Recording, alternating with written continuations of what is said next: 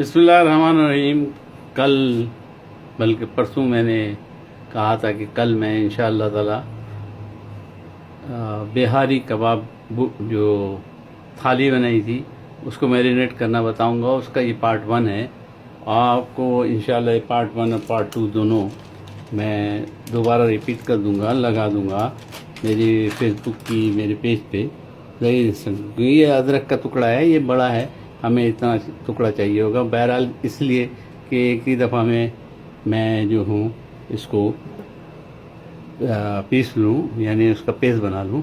और एक लहसुन मैंने लिया है, इसमें से आधा लहसुन तकरीबन उसका मैं पेस्ट बना लूँ।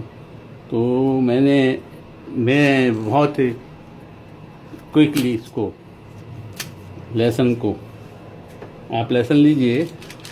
औरतों को बड़ी तकलीफ़ होती है ख़ास तौर से, या खाने पकाने वालों को बड़ी तकलीफ़ होती है, इससे जलन वगैरह होती है। आप इसको किसी थैली में डालिए और इसको कूट दीजिए। कूट दिया, अब आप उसको छिलके उसके अलग कर लें। और इसको बहुत कम टाइम लगता है इस तरह करने में, हमें कोई तकलीफ़ नहीं होती है और बहुत कम टाइम लगता है। ये देखिए मेरा लहसुन तकरीबन इस छिलकों को छोड़ दिया और लहसुन साफ़ हो जाएगा। जल्दी जल्दी में हमने लहसुन को क्विकली साफ़ कर दिया, लहसुन निकाल दिए, छिलके उसके अलग कर दिए।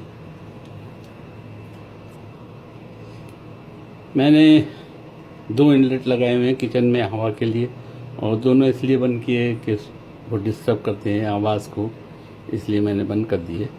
तो ये हमारा लहसुन तकरीबन साफ़ हो गया। अब इस लहसुन को, और जिस तरह लहसुन हमने साफ़ किया इसी तरह हम अदरक को भी साफ़ करेंगे। हैमर से या किसी चीज़ से आप उसको मारिए और छिलके को अलग कर दीजिए। ये हमने इजीली लहसुन को साफ़ कर दिया। लहसुन की 5 फांके तकरीबन, वो मोटी वाली 5 फांके लीजिए। और अदरक का 1.5 से 2 इंच का टुकड़ा लीजिए। मैंने अदरक का 1.5 से 2 इंच का टुकड़ा ये ले लिया। हम अदरक को भी इसी तरह कूट देंगे जिस तरह हमने लहसुन को थैली के अंदर कूटा था, ताकि इसको ग्राइंड करने में आसानी हो। मैंने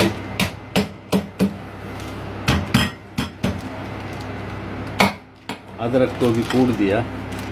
ये अदरक आ गई हमारी।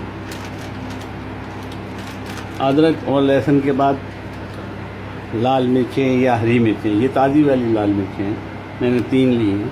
ज़्यादा तेज़ नहीं खाएंगे।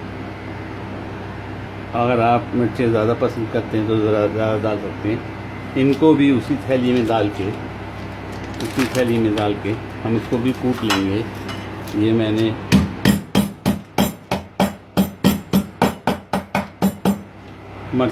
मिर्चों को भी कूट दिया। एक तो ये पंखा बहुत आवाज़ करता है, इनलेट जो पंखा है, बहरहाल उसको भी मैंने कूट दिया। और मिर्ची, लहसुन और अदरक, ये 3 चीज़ें।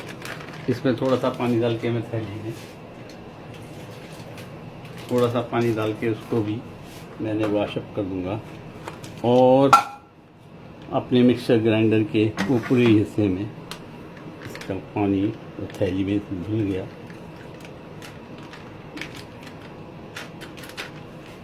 गया और उसी के अंदर मिर्चें, लहसुन और अदरक, इनको और थोड़ा सा धनिया है, अपना ज़ीरा, 1 चाय का चम्मच ज़ीरा तकरीबन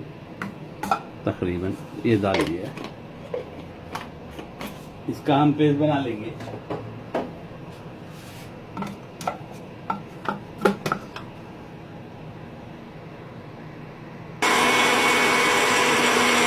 लहसुन की 5 फांके, अदरक का 1.5 से 2 इंच का टुकड़ा और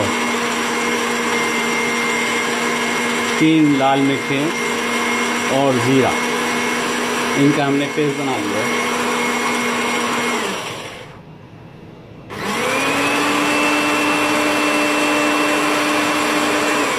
पेस्ट दरमियानी होना चाहिए, ना ही मोटा हो ना ही बारीक हो। और अब जगह कर लिए मैंने अपने गोश्त को आगे लाऊं, यानी गोश्त के बर्तन को आगे ला के उसको हम मैरिनेट करेंगे।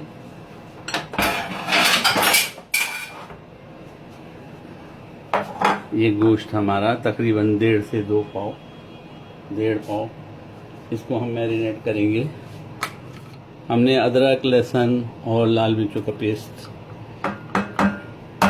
और ज़ीरा, थोड़ा सा पानी, 2-4 कतरे, ताकि इसका भी पॉट धुल जाए और जो पेस्ट उसमें रह गया है, जो बर्तन में लग गया है, वो भी इसके अंदर पड़ गया। ये करने के बाद, इनको करने के बाद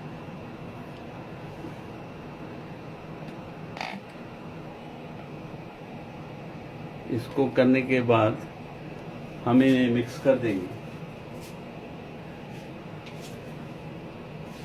हम इसे मिक्स करेंगे।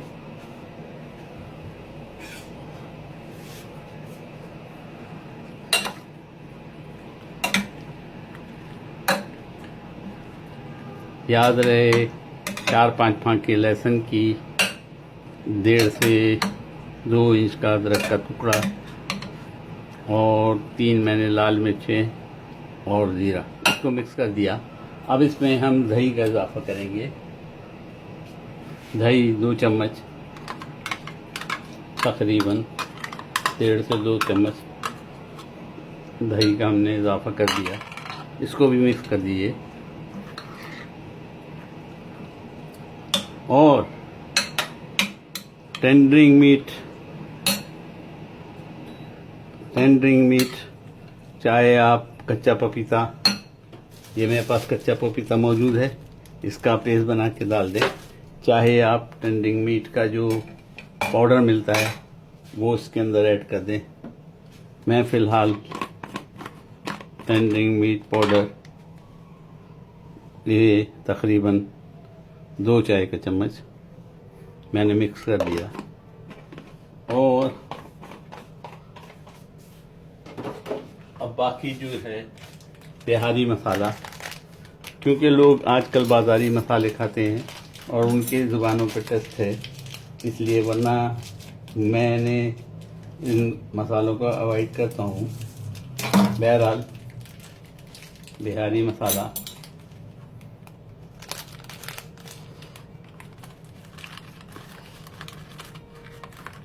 तकरीबन आधा चम्मच बिहारी मसाला मैंने इसमें ऐड कर दिया।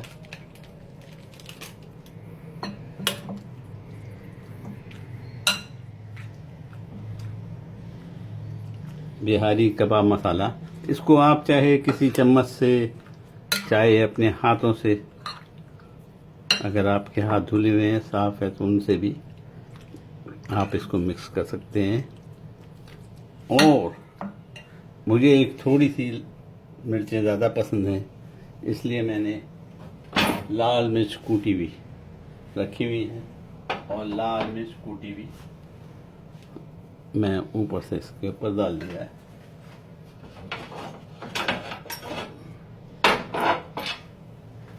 लाल मिर्च कुटी भी मैंने इस पर डाल दी है।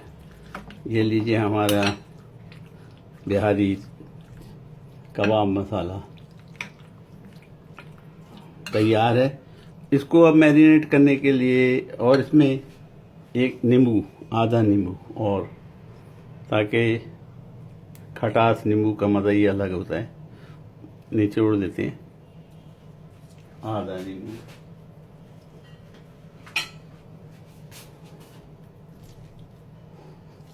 हमने आधा नींबू निचोड़ दिया। अब इसको कम से कम 8 से 12 घंटे, यानी ओवरनाइट रख दें तो बहुत ही अच्छा है।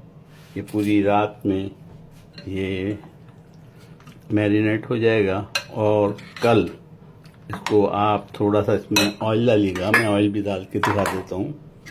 इसमें ऑयल ऐड कर दीजिएगा ताकि कबाब हमारे जले नहीं। मैंने इसमें ऑयल ऐड कर दिया ताकि कबाब हमारे जले नहीं। और इसको मैरिनेट करने के बाद आप इसको डिश में, ओवन की डिश में रख के ओवन को पहले फुल हीट पे जलाइए, उसको गर्म कर लीजिए, उसको फिर स्लो कर दीजिए 200-250 पे। और ये हमारा बिहारी कबाब मसाला तैयार है। उसके अलावा आप अगर आलू मैंने जिस तरह किए थे, कल मैं पंखा ऑन कर रहा हूँ, गर्मी बहुत है, और आलू जिस तरह मैंने किए थे, आलू बॉयल कीजिए, उनको फ्राई कीजिए, थोड़ा सा नमक, नींबू और लाल मिर्चें डाल दीजिए। बिहारी मसाले में आपका दिल करे तो थोड़ी सी काली मिर्च भी टपका सकते हैं, उससे वो मज़े को डेवलप करता है। काली मिर्च थोड़ी सी, बिल्कुल, ये देखिए मैंने थोड़ी सी काली मिर्च और इसमें डाल दी। माशाअल्लाह तबारकल्लाह, शक्ल से ही नज़र आ रहा है ज़बरदस्त बनेंगे। और कल इसको हम ओवन में जिस तरह मैंने डाल के पकाया था उस तरह बनाइए। और मेरा पार्ट 2 जो है उसका स्टेज 2 वो भी देख लीजिए, तो आपको समझ में आएगा कि किस तरह करना है। रह गई शिमला मिर्चों को काटिए, अंदर नींबू रखाइए, थोड़ा सा उसमें नमक लगाइए और थोड़ी सी लाल मिर्चें कुटी भी मैंने डाली थी वो डालिए और उसको भी ओवन के अंदर रख दीजिए। दूसरी तेज़ मिर्चें बड़ी वाली फीकी मिर्चें उनको काटिए, उसमें अचार मसाला लगाइए और वो भी उसके अंदर रख दीजिए। प्याज को नमक और नींबू लगाने के बाद थोड़ा सा रख दें ताकि आपकी थाली पूरी तैयार हो जाए। ये है बिहारी मसाला कंप्लीट की थाली जो मैंने बनाई थी। उम्मीद है आपको समझ में आ गया होगा, उम्मीद है आपको पसंद आएगा और उम्मीद है आप मुझे दुआओं में याद रखेंगे।